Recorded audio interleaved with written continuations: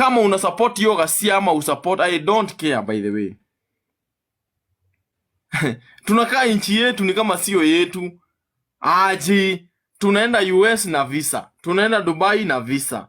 Lakini watu wakiingia Kenya, as long as uko na 500 you are good to go. Kwani nyinyi ni wajinga aje? Kwani hii nchi tunaingia kwa choo ya kanjo yenye tunalipa 20 bob kuingia. Hii nchi pia lazima ikuwe na mipangilio. Lakini no one cares. As long as umeingia kwa cheo, you can say anything na unakuwa supported because wewe ndati uko na nguvu. Nguvu gani uko nayo isipokuwa ya kiume? Ya 15 seconds you are done. Wakenya wanaumia huku, watu wanalala njaa, watu hawana kazi. Kitu yenye unaweza sema tu nini hiyo nimesema? Wewe niambie kitu nimesema. Nimesema nini? Nothing. Hivyo ndo government yetu iko. Wanasema nothing. Tutafanya. Hatutaichukua madeni, alafu hatutaichukua madeni, then what? Pende musipende, kama una support